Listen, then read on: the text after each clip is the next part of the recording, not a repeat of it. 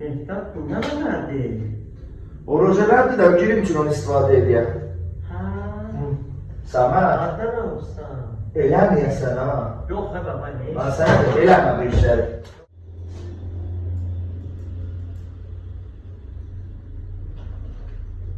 Mehtap bu ne verdi? O liflərin budur Samet. Ha bu ne atalanırsa? Onun da o məcid var idi, uçta. Samet eləməyəsən ha. Yok he baba ne işi var ben bu ne? Bu yerin onu. Bu ne verdi? O konsilerdi. Ha yok. Özde yaxçılarından ya. Samet, Ha.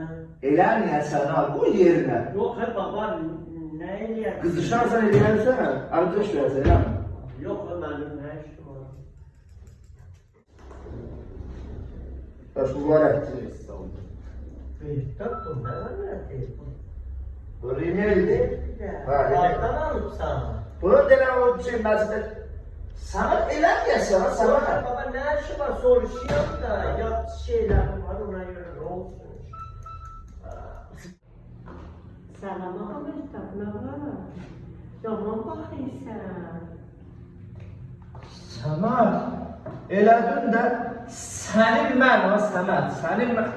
Hadi vur, ben sana.